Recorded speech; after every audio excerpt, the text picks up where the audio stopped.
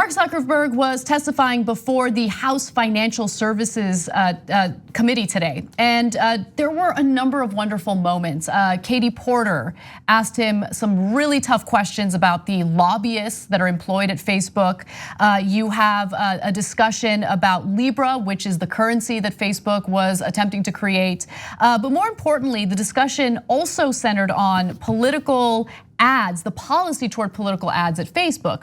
Earlier, Mark Zuckerberg noted that he would not censor ads even if they were completely lying.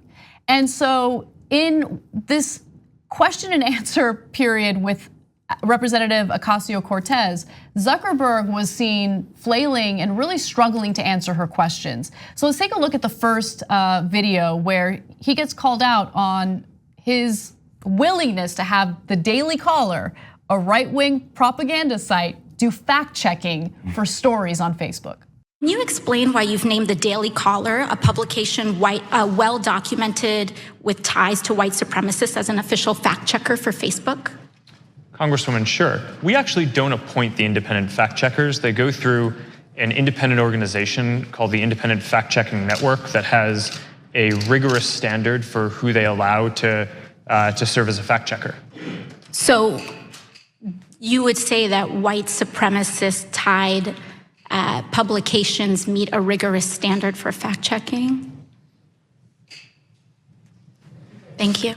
Congresswoman, I would say that we're not the one assessing that standard. The International Fact-Checking Network is the one who is setting that standard. So I want to say one thing about this. This is a very common answer that you get from corporations who have been caught doing bad things. So one example would be, there was a story about these sweatshops in various countries that were employing children. They were abusive toward the children who were, sewing garments. And one of the US clothing brands here were asked about it, and they were like, oh, well, we have a third party that does the contracts with these factories in the country, and we had no idea. It's their way of putting the onus on the third party. No, but you're the company, right? You're the corporation. Mark Zuckerberg, you're the CEO. So you don't get to place the blame on some third party that you claim is independent. If these types of excuses don't work for children, I remember, I know kids don't use these things these days, calculators. Back in the day when I was in middle school and high school, we used calculators and certain things. If your calculator was defective and you get wrong answers on your test, you can't go, well, Mr. Johnson, my calculator's busted, so therefore it's its fault. I should get an A on this test. No, you fail because you have a faulty calculator. If you have a faulty checking, international fact-checking network that you didn't look into to make sure it was working correctly, everything that you do based off of that faulty fact-checking network is now on you because you didn't flesh it out. You're a multi-billionaire and you can't get enough together to figure out how to get a fact-checking network to do things correctly. Either that or you don't care. It's one of those two. If somebody is fact-checking how much money is coming in your bank account, I damn guarantee you have that figured out. Can I also note that while he is, willing to do fact checking on news stories or posts that have to do with news, and obviously he's doing a poor job in the policies surrounding that, he is unwilling to do any type of fact checking when it comes to political ads. Gee, I wonder why. Why is that, right? Could it be that the political ads bring in money for Facebook, so he's willing to let anything fly? I'm speculating here, but I think it's an educated guess. So he actually answered that question, and he pointed to the fact that the overall amount that he brings in for political ads is so, I think you have the quote. Yeah, let me go ahead and read the quote to you.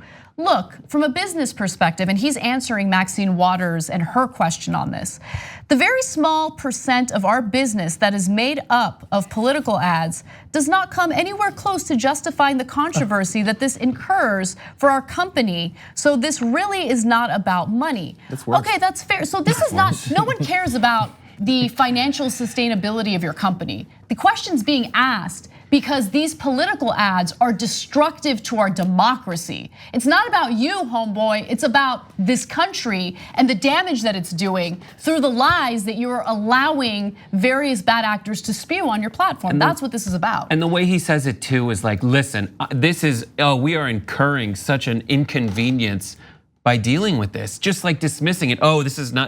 We are really doing you a service by elevating the political discourse in America to a point where we allow, and his strategy is, we allow the people who are lying to lie so that you can find out that they're lying and judge them for having lied.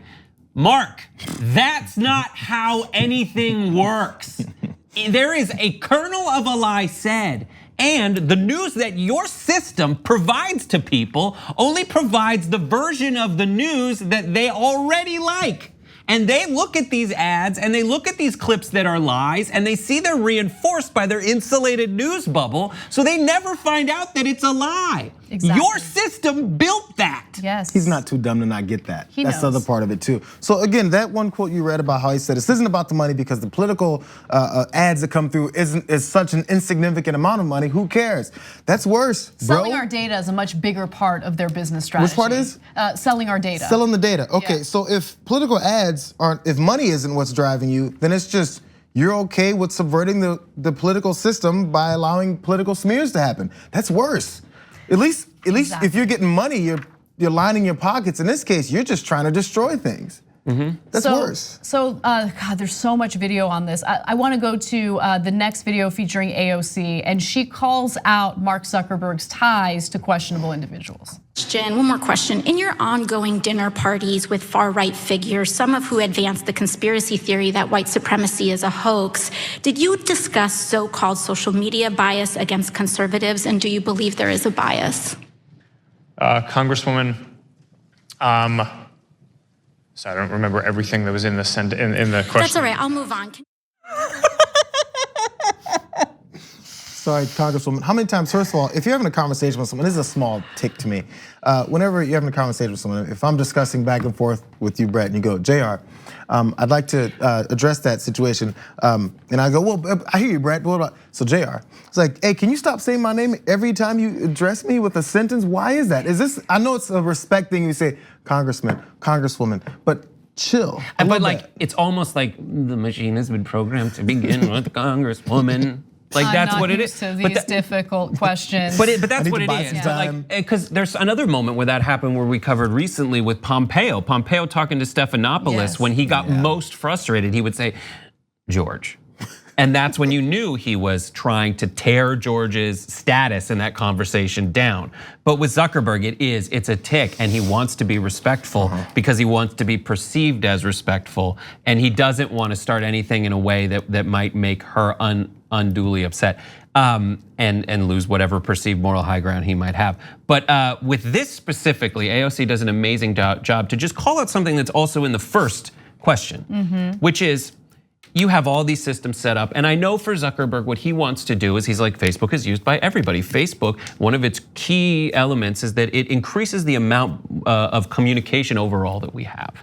And so he wants to then say, I need to include conservatives in this conversation. But what he misses is that conservatives don't play by any rules. They're not grounded in reality, specifically these ones he's going to dinner with. And similar to the way in which Erdogan called Trump, and Trump thought he could go toe-to-toe with Erdogan in a conversation the same way he thinks he can go toe-to-toe with dictators who killed people, Zuckerberg goes in and to give him the benefit of all doubts, earnestly saying, I'm gonna exchange information, and there's no way there can be a negative effect of exchanging information. It makes everybody smarter. They're gonna tell me what they think and know, and I'll tell them what I think and know. But they go in, and the difference between conservative and liberal media outlets, as they are characterized in a larger discussion of politics in America, is that empirically conservative ones lie more.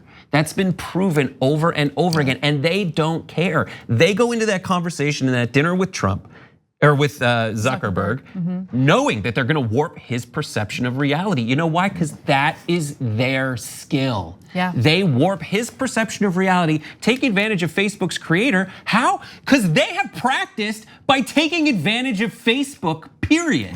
for years and years. And they went to the architect from the Matrix on it and they played him. Yeah, that's such a good way of putting it. It's so frustrating. And I think that this isn't to say like conservative perspective shouldn't be represented on Facebook, but there should be a clear distinction between principled individuals who are honest actors and those who are misusing Facebook for nefarious purposes. And that's really what the heart of this conversation is about. Now, I wanna go to the final video featuring AOC. This is a little lengthy, but it's a good one. And she poses some hypotheticals that Mark Zuckerberg really struggles to answer. Could I run ads targeting Republicans in primaries saying that they voted for the Green New Deal? Sorry, can you repeat that? Would I be able to run advertisements on Facebook targeting Republicans in primaries saying that they voted for the Green New Deal? I mean, if you're not fact checking political advertisements, I'm just trying to understand the bounds here. What's fair game? I don't know the answer to that off the top of my head. I think so. You don't know if I'll be able to do that. I think probably. Do you see a potential problem here with a complete lack of fact checking on political advertisements? Well, Congresswoman, I think lying is bad, and I think if you were to run an ad that had a lie, that would be bad.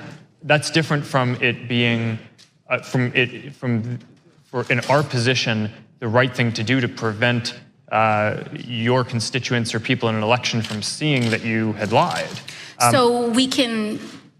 So you won't take down lies, or you will take down lies? I think it's just a pretty simple yes or no.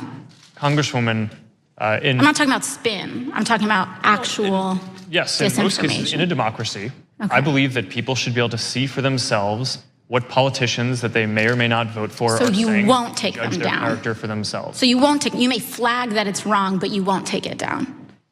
Congresswoman, it depends on the context that it shows up. Organic post, ads, the treatment is a little One bit different. question. Can we go back to my bank analogy since he's a rich guy? If you go to your Chase Bank and you've got several million in one particular account, and then you notice that there's some security issues with the bank, and then there's also no insurance behind your money, and you go, hey, I'd like to speak to the manager. Is my money protected here? And they go, well, we think robbery is bad, but we're not really gonna do anything to stop it. We're just gonna let them steal it, and then when you come back and say, where's all my money? You go, I think it's bad. I think it's bad. Yeah. But it's out of my purview. I'm only the owner of the damn bank. I can't do anything about trying to stop it. And just to you take your money out. And just to put this in the perspective of what this hearing was about, it was about Facebook trying to start something completely different that is also wildly terrifying, which is Facebook starting its own currency.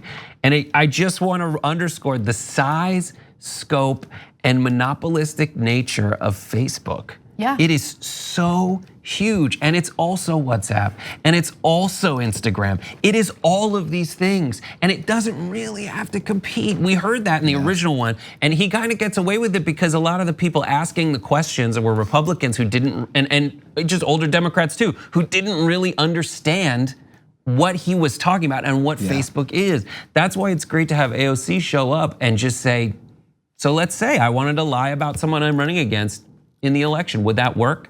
And it all comes down to what Facebook and people who Facebook specifically is supposed to do, which is understand the world as it is and make their product reflect that. Exactly. And they can't because he does not understand the world as it is. And he thinks he does at every given moment. Yeah, that's such a good way of putting it, really. I mean, he's so disconnected from reality.